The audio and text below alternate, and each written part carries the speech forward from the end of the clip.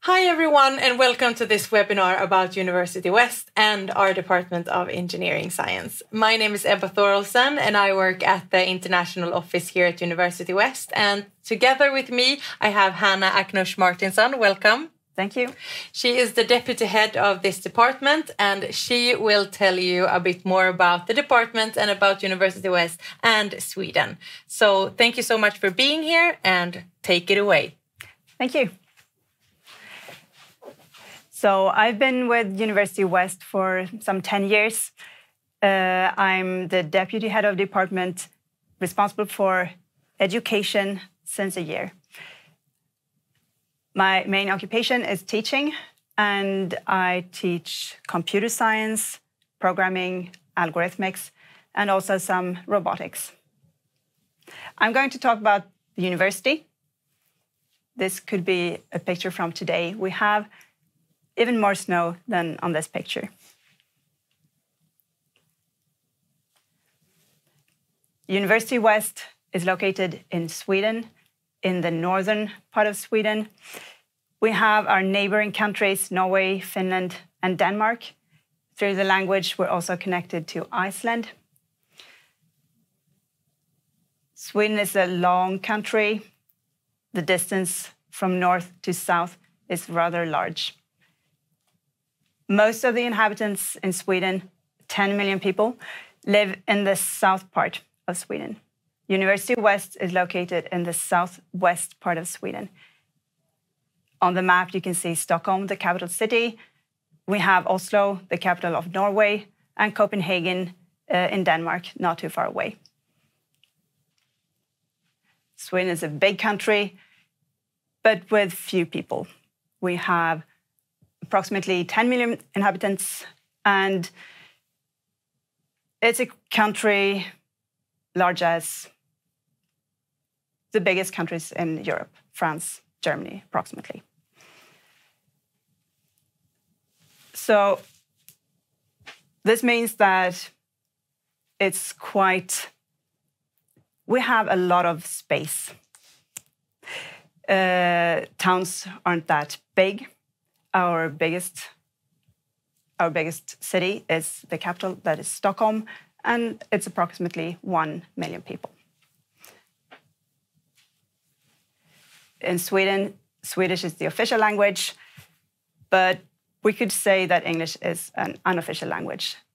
Almost everyone speaks English, even kids and elderly people. You can go and ask anyone in the street, they will answer you in English. This is because we have such small language that everyone needs to learn English. Sweden is ranked the third most innovative country in the world, according to a ranking from 2022. So I'm sure that you've heard of some of these brands and companies. They're all Swedish. At least they originated in Sweden. Some of them have been sold, but most of them are still active in Sweden. We have Volvo in Gothenburg, not far from here. We have SKF also in also in Gothenburg. And IKEA, I'm sure you've heard about IKEA. University West is located in Trollhättan in Sweden. It's close to Gothenburg, which is the second largest city in the country. Approximately 500,000 inhabitants. University West was founded in 1990. It's a public university, so government funded, as most universities in Sweden are. We have a main campus located in the city center, and we have a secondary campus, which is a research campus. It's called the Production Facility Center, or PTC. It's approximately a kilometer away from the main campus. Some quick facts about University West. We have 25 undergraduate programs, 20 programs at advanced level. All our programs at advanced level are open for international applications. And a few of our undergraduate programs too. We have some 13,000 students. If we count full-time equivalents, that would be approximately 5,000 students. This is because some students are only taking courses. We have some 750 employees, and we're divided into 4 departments or schools. We're proud to be able to say that 86% of our students have a job within their field within a year or so after the graduation. So this is an aerial picture of Trollhättan. The campus is in the city center. It's close to the river. There you can see we have waterfalls not too far away. Trollhättan has approximately 60,000 inhabitants. It's a well-known town in Sweden. It's approximately 35 minutes train ride from Gothenburg, slightly more by car. But it has everything that you need in the town. Our campus is built for students. We have in our facilities a lot of group rooms. Students use them all the time. They can book a room to study together. They often stay after classes to work with assignments and so on. We have kitchenettes where students can bring lunch, heat it up, eat together. We have seating areas outside of the group rooms, in the library, in the corridors, spread out over campus. These areas are for studying and also for socializing. We also have 2 restaurants, cafeterias, where we could sit a lot of people. Our departments, the 4 departments or schools, are the School of Business, Economics and IT, the Department of Engineering Science, this is my department, the Department of Health Sciences, and the Department of Social and Behavioral Studies.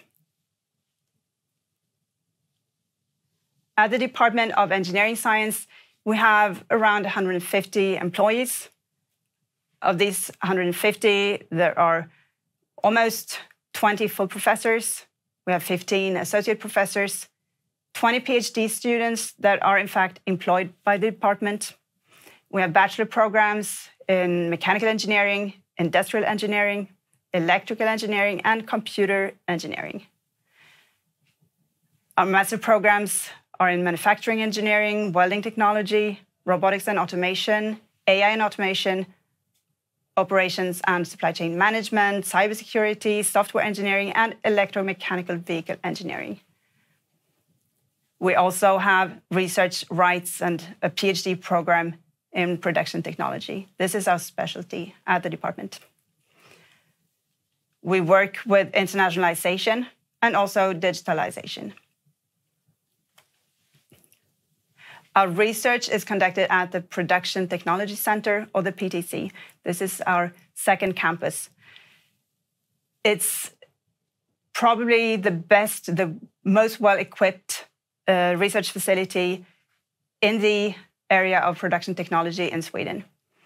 We have cooperation between academia and business. We have local companies such as GKN Aerospace, and we also have the local or regional incubator and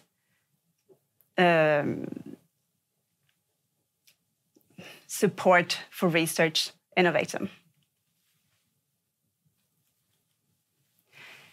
We have a few thematic research areas. We have those that are well established: additive manufacturing, thermal spray, welding, AI and flexible automation, simulation, control, and non-destructive evaluation. Then we have some upcoming areas, for example, within production management, computer science and engineering, and battery technology for electric vehicles. Our research team at PTC is a very international group. We have more than 80 people from all over the world. They come from all continents. Our research projects are always formulated in collaboration with industrial partners, often more than one. All of our programs, all our research projects are externally funded. We use research foundations from Sweden and from the EU. On the picture, we have the head of department, Per Nylén. He's also the head of research activities. Students at University West Engineering Science are involved in ongoing research projects. So in courses, we use examples from our research projects, and we also define our thesis projects together with the companies. A few examples of projects in robotics and automation. We work with automated systems and how humans can be integrated into them. Collaboration and plug and produce to set up production systems that can be adapted when things change.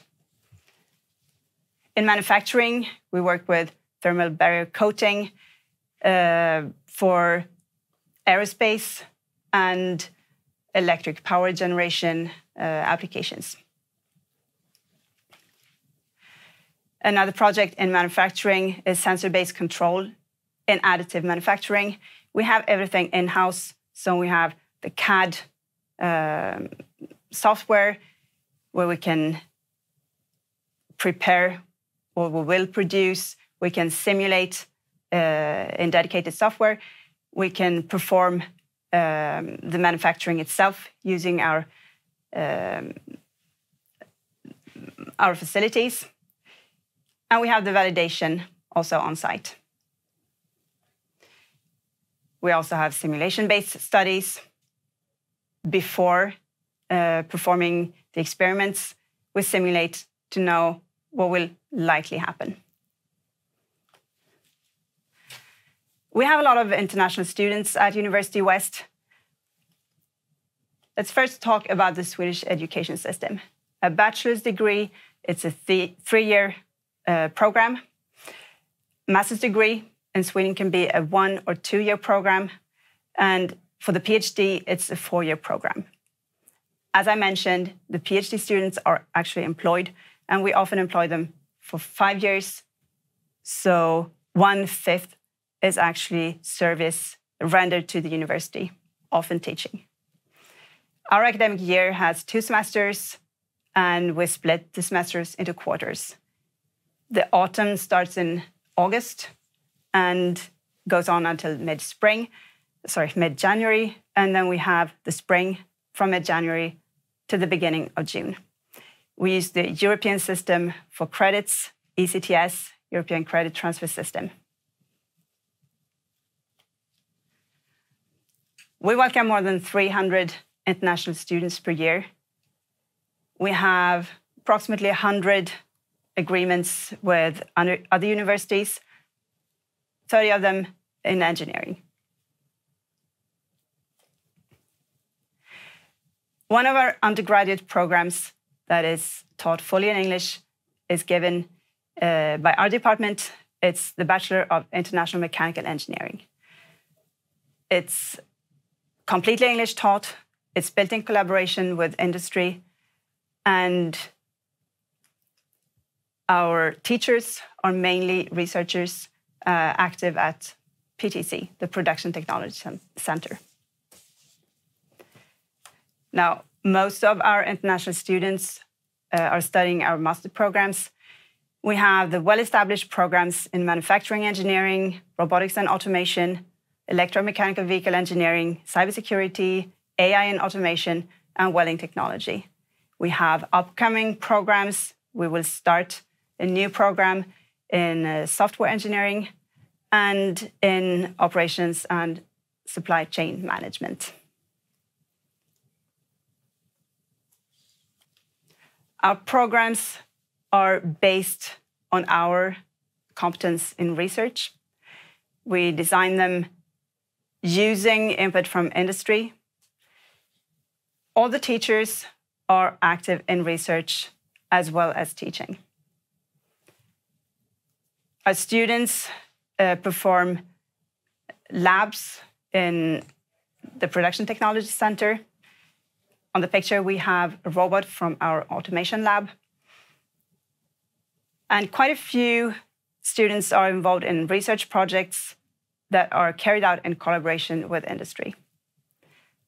Our students make up a very international group, and so do our teachers.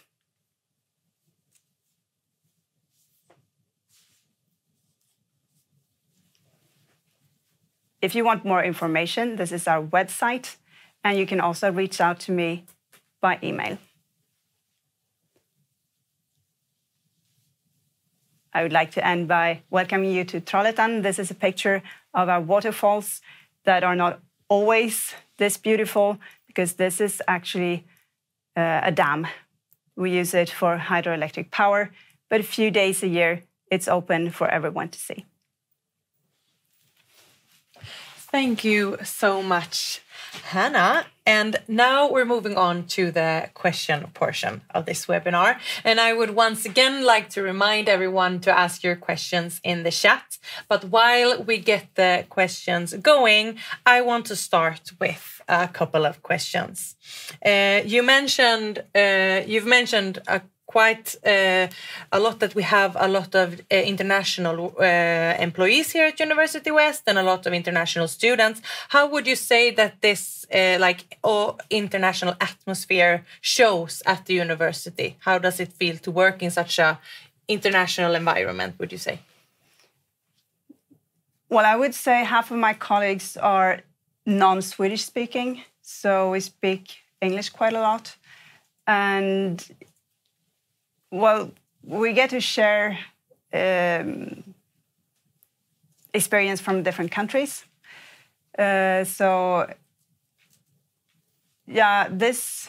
Today at lunch, I had people from 4 different countries around the lunch table, and we discussed Christmas in different countries.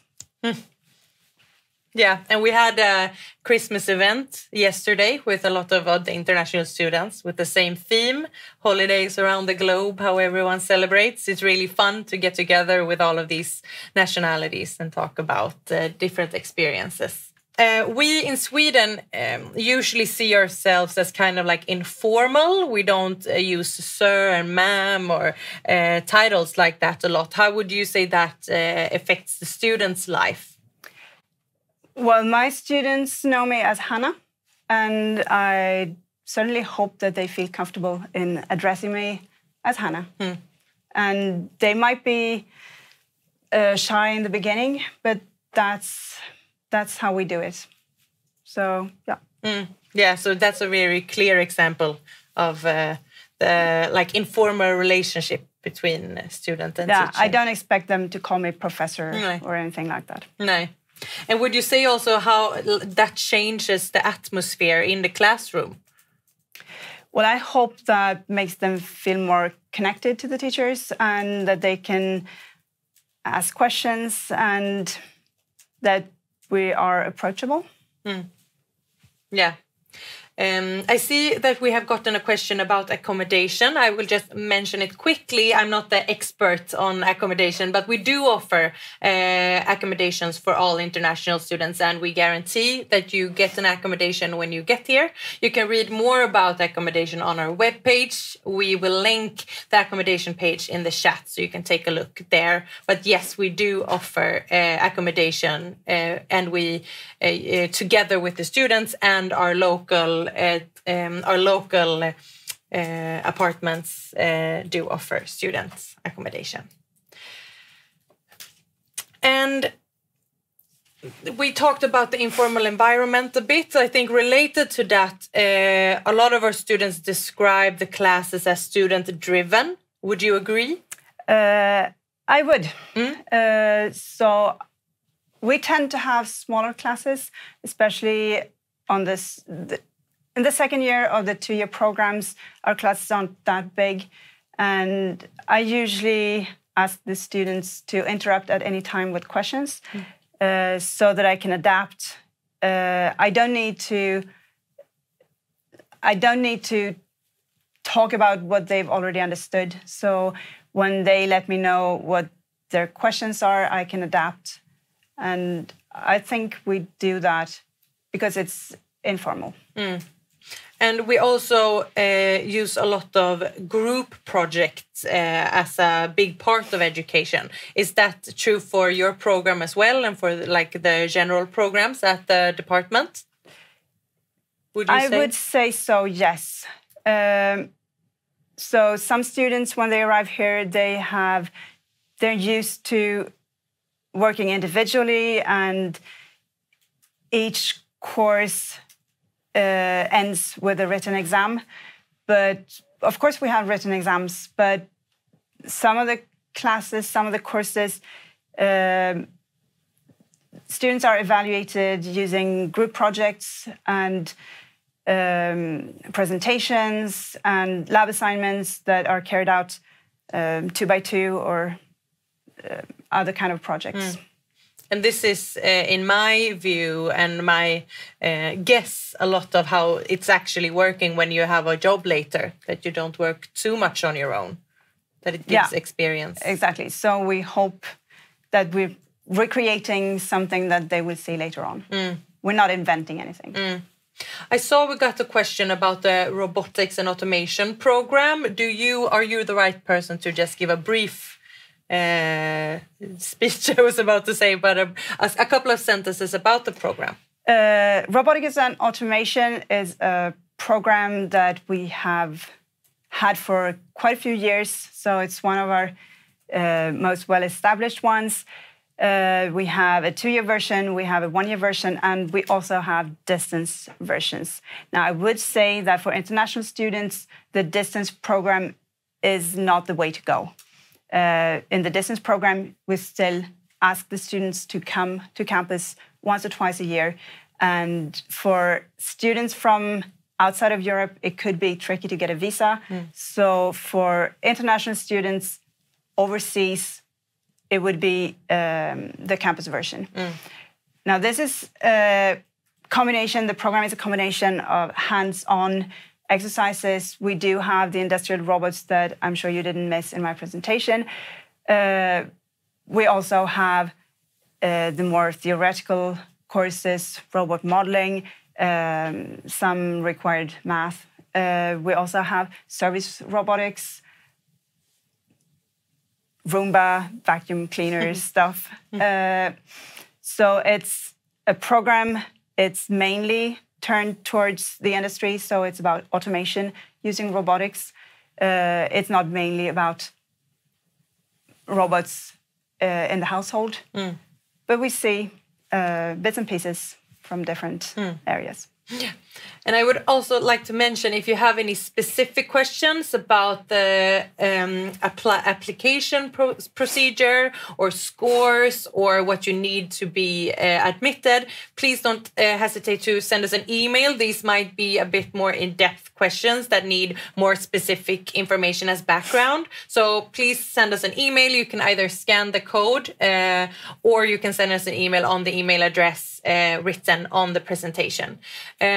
But I see that we have gotten a question about the market after graduation. And you mentioned it a bit before, that our program is built in collaboration with industry. Why is that? Well, we cater the regional industries, local industries, and we want to provide skilled engineers to do what the companies need. I would say that anyone who would like to stay in the region after completing our master's programs, they can find a job. We have a lot of demand for skilled engineers, and we don't have enough Swedish engineers. So I would say the job market it's looking good. And Sweden in general, and also the west of Sweden, where Trollhättan is located, I would say is a very tech. It's a lot of tech companies in the region also. which is benefiting? We have in Gothenburg, we have several bigger industries. In Trollhättan, we have quite a few industries starting up. We have GKN, which is a major one, and several smaller ones. And we also, for example, robotics and automation, we have quite a few smaller companies that are starting their automation journey, and they don't have an automation line set up. Maybe they just bought a robot, an industrial robot, and they need someone to set it up, to use it as well as they can. So there are quite a few possibilities. And I see we get a question about our programs. We offer, a lot of our programs do have a 1-year and a 2-year option. So why would someone choose either one? Well, the 1-year option, that would be more towards students who want to go into the industry as soon as possible. They get the competence and the degree that they need. The 2-year programs would be maybe a bit more turned towards those who would like to go into research or R&D. Maybe a bigger company where there's more focus on research and development than in a smaller one where you're more working hands-on. How many students are there in each class, approximately? Well, that depends. We would have up towards maybe 20 for most of them. There are more students in the robotics and automation, mainly because we offer so many different versions. So, but those classes are quite small anyway, I would say. Yeah. So we seldom have more than 20 students in the classroom. Is it, you mentioned it, all our master's programs are offered in English, but are there a mix of students, both international and Swedish, in these programs? I would say that we have mainly international students. Yeah. A handful of Swedish students, but it's mainly international. And some of the programs we offer are also distance, 50-50. You are able to do a bit distance, a bit here on campus. Does that mean that you can work during your studies? Well, we do have some programs that are given part-time. And, well, that's the goal, for students to work at the same time. But most of our programs are full-time, and we don't expect our students to work on the side more than some 10% maybe. But the part-time programs are adjusted for that specific reason? Exactly. Okay. So we often have students working in the industry in relevant areas. They do this to upskill, maybe move to the next level. So we do offer a cybersecurity program. Do you teach in that specific program? No, I don't. You don't? No. But do you have something to say about it? I see we got a question about the cybersecurity program. Can you tell us a bit about it, if you know? So the cybersecurity program, it has a broad intake. It welcomes students from different backgrounds, computer science and engineering, but also informatics and similar fields. So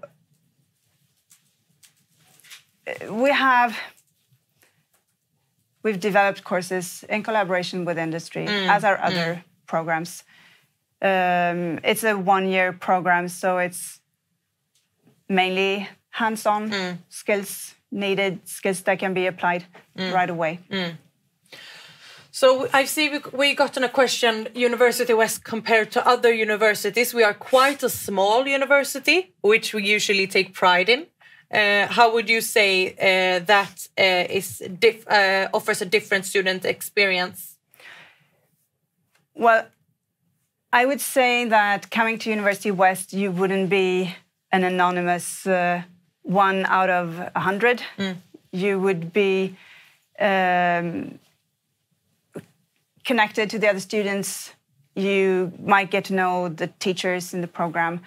So I'd say that's the main advantage. And some of these other university offers longer courses that are more than maybe 1 or 2 years. How would you say that the odds of getting a job afterwards, does it change depending on where you study or how long your education is in general? I would say that it depends on what kind of job you're looking for. This question was regarding electromechanical engineering.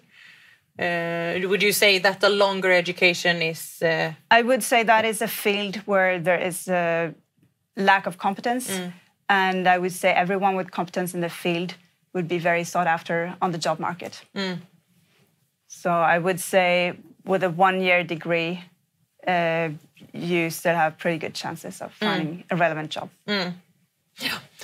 We talk about work-integrated learning quite a lot here at University West. You've mentioned many parts of work-integrated learning, but we haven't specifically touched the subject. How would you describe work-integrated learning? Well, we have in some courses, we have projects proposed by industrial partners.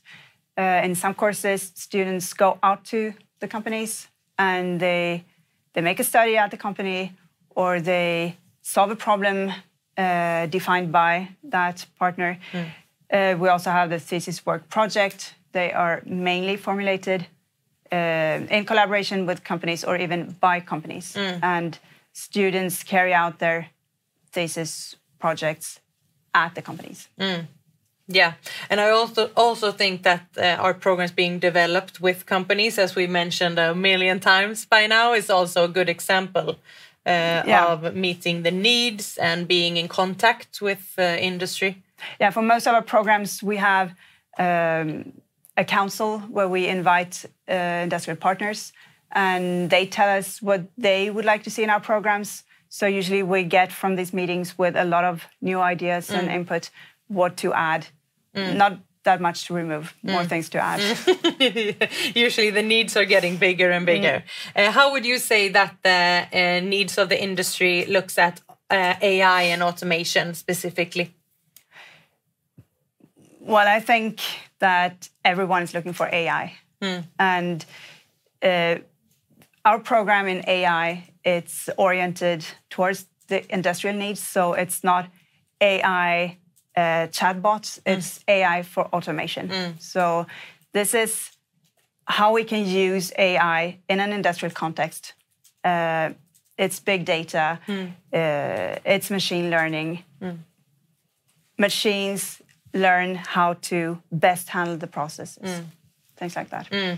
It's really the talk of the town these days, AI. Would you, do the students need any specific equipment when studying here? See, we got a question about laptop, and you're like, what computer do you need? Is there anything that the students need before starting their studies? No, I wouldn't say so. Obviously, most students, they do have a laptop, but we also have computer rooms with all the software that the students need. So most students, they do have a laptop. It would depend on the program if there are any special requirements. But if there is any software that is performing heavy computations, it can always be done remotely. Even though you're on campus, you can do it remotely from our lab rooms. So no specific needs. No. And we have a lot of computers for students to borrow. We have many computer rooms, and you can book specific computers also, borrow for 1 day, for example, also. One of our programs in supply chain, with a focus on supply chain, is pretty new. I saw we got a question about it. Do you know how the need looks within this field? Well, if you say that AI is the talk of the town, I would say that supply chain management is the second talking point. Industry need is huge. And we've previously had an operation management program. Now we've reformulated so that we include the supply chain management. And It's going to be a 2-year program, so it goes in depth. We have a lot of time in 2 years to build up the competence. We mentioned some industry partners here in Trollhättan in Sweden. Do we also have any industry partners abroad? Well, we do, but we mainly focus on local or regional partners. Yeah. And internships. Is it possible to do an internship while studying some of these programs that we've mentioned? Well, there are some of our programs where we have internships as a part of the curriculum. So we call that industrial placement. And it's actually during one semester, a full semester, you're working part-time in industry. So it's half-time internship and half-time studying courses. So that is a fundamental part of our working integrated learning. Not for all programs, but some of them. It's a very clear example, I would say. I see we're getting a question about scholarships. And yes, we do offer scholarships. You can find more information about this on the web and on each specific program page. And if you want to know anything more specific, once again, email us, send us the question, and we can help you with your specific questions. But in general, we do offer scholarships, and you have a link in the chat right now. I have a question here about connecting with currently enrolled students. I would encourage you to send this question to us by email. We have, as we mentioned, a lot of students here currently, and we could definitely try to find you the right person to ask.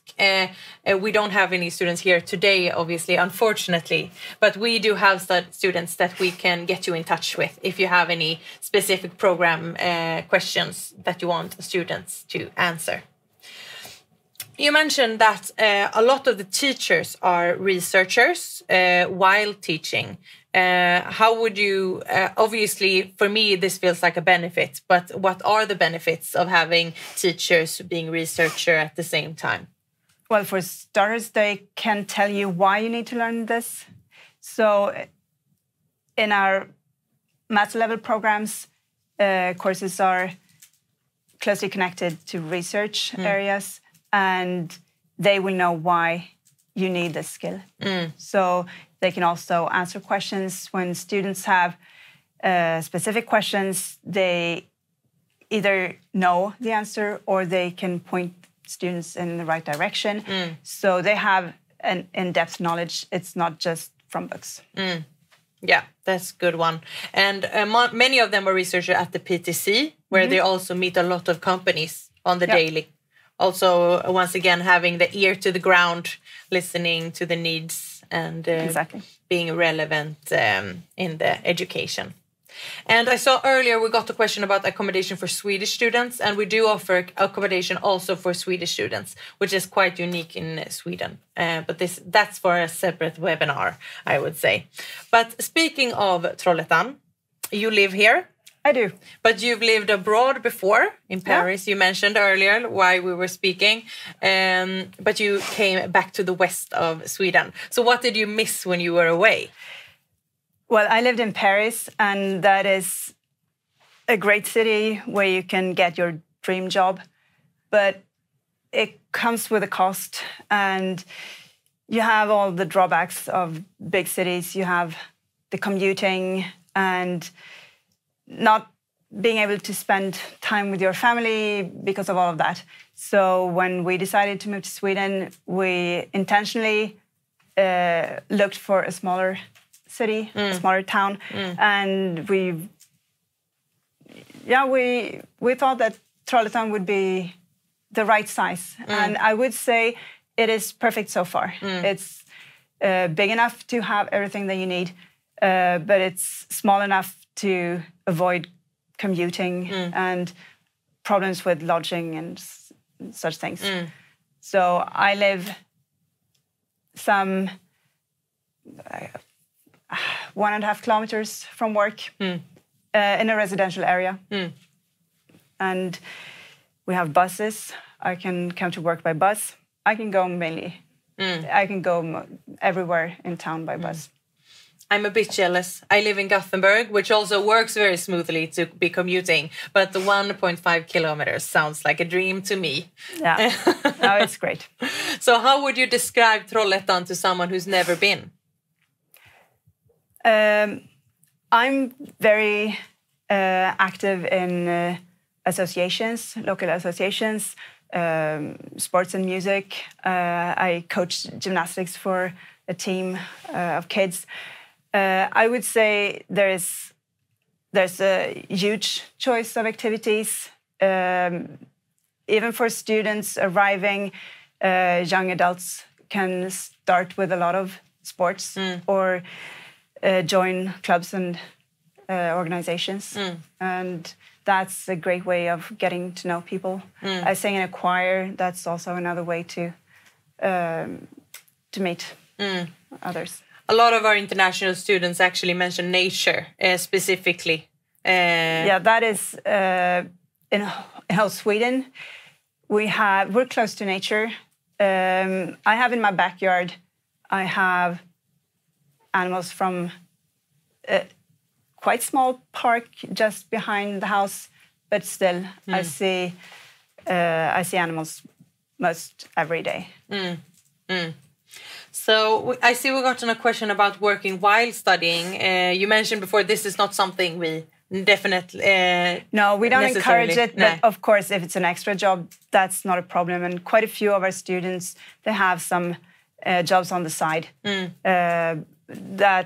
That's allowed with a visa, and well, I wouldn't say it's a problem unless it's full time. Of course. That would be very difficult.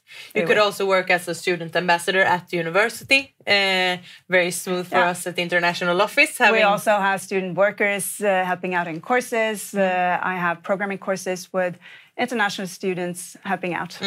And a lot of students work part-time, like at restaurants or small boutiques or something like that in the local area. So it's smooth to have the job parallel to the studies. Yeah, it's definitely doable. Yeah. Yes.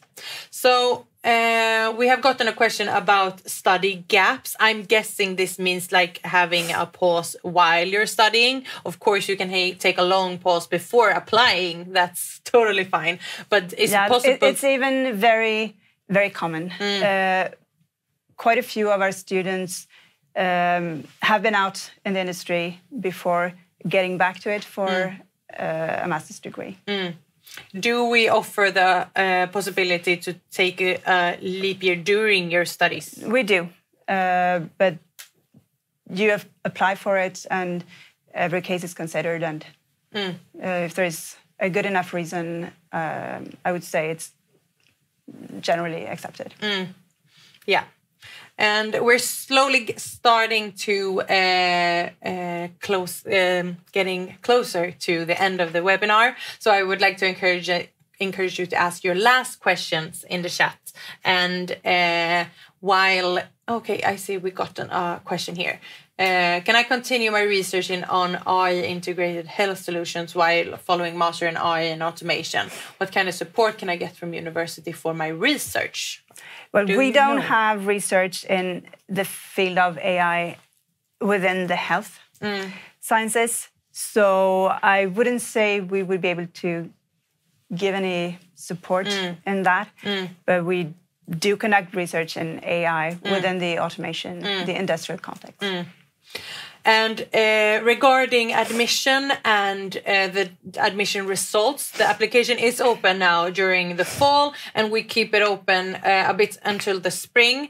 And we offer, you get the admission result, as Veronica mentioned in the chat, around late April.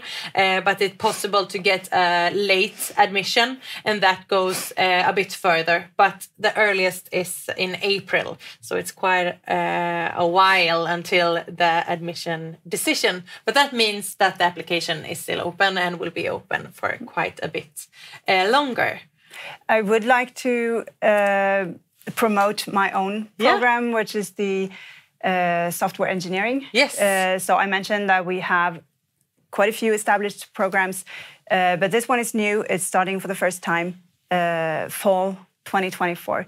And same thing for operations and supply chain management. We're starting it for the first time fall 2024. So these are open for applications in this round. Yeah, and we talked a bit more about the supply chain program earlier, but how would you say, why did we develop this new software program? Well, we have undergraduate programs, and for most of our undergraduate programs, we have a logical next step, but we didn't feel that we had enough in the computer science area. So we do have the software engineering, the cybersecurity, but we also wanted to add software engineering, which is more focused on computer science and engineering students. So we wanted to bridge the gap between our undergraduate education and the research activities. And how does the needs look? Well, companies in the area, they do tell us that they need more software engineers. So we try to adapt, and this is something that we think will be needed in the region, but also everywhere else. Yeah. And yes, then I will like to thank you so much, Hanna, for being a part of this webinar.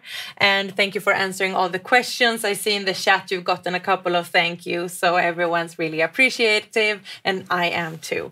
And once again, send your questions if we've missed something, or if you forgot to ask something, or if you need any additional information. Send us an email via the email address, or scan the QR code, and you will get a form where you will be able to contact us. So thank you so much again, Hanna, and thank you everyone for joining.